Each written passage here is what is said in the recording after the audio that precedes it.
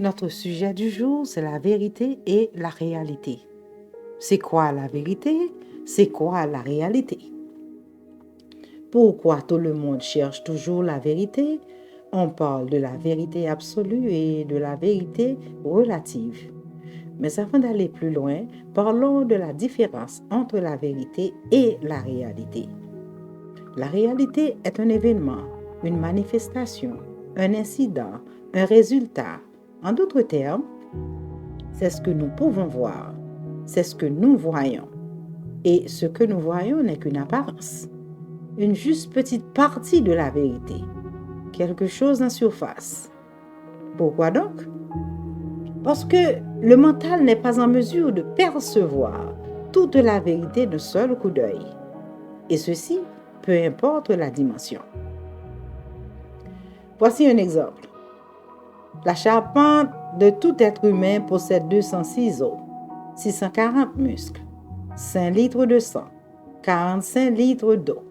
Son cerveau pèse 1,4 kg, son cœur pèse 300 kg et ce cœur-là bat 3 milliards de fois tout au cours de sa vie. Ses intestins mesurent 4 à 7 mètres, sa peau pèse environ 3 à 5 kg, son foie pèse 1,6 kg. Il a 86 milliards de neurones dans son cerveau et environ 10 à 100 000 meurent tous les jours. Et ceci, c'est pour quelqu'un entre 20 et 60 ans. Il a besoin de 72 muscles pour parler. Il peut mémoriser 5000 visages, etc., etc. Mais si quelqu'un se tient devant vous, pourriez-vous percevoir tout cela?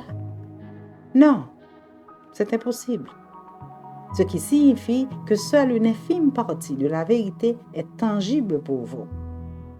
Cette logique est valable pour une vache, un arbre, et ne pensez même pas à une étoile ou à la terre. C'est quoi la vérité? La vérité devrait être un moyen d'expression pour transmettre la réalité. C'est pourquoi la réalité ne peut pas expliquer la vérité. Par conséquent, la vérité ne peut être que ressentie. S'il en est ainsi pour un corps physique qui est visible, qu'en est-il des parties invisibles?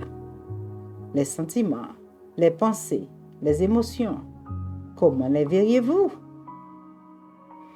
Je n'ai même pas besoin de parler de la conscience qui est encore plus profonde. Nous ne pouvons donc pas parler de la vérité. Nous n'avons pas la vérité. Nous ne la possédons pas.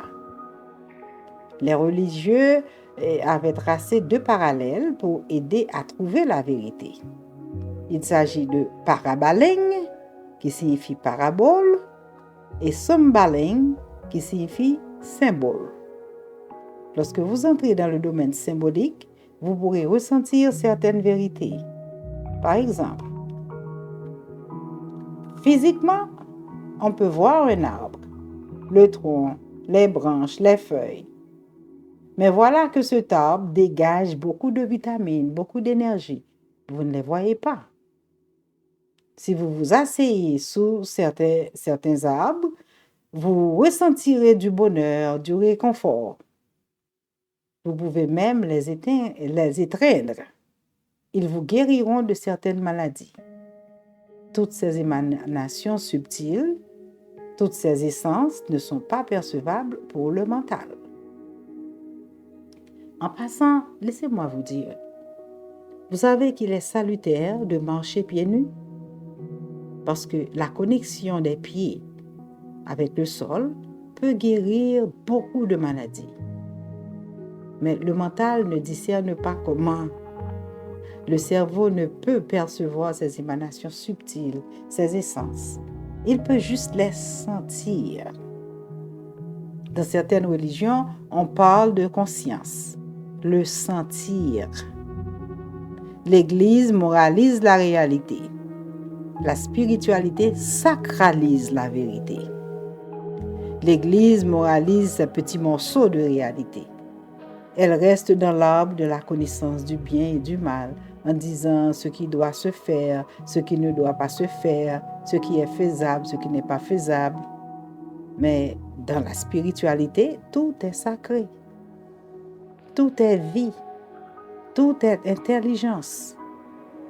Parce que tout est sacré, tout est important, tout est respecté des infiniment petits jusqu'aux extrêmement grands. Donc, je viens donc de vous parler de la différence entre la vérité et la réalité.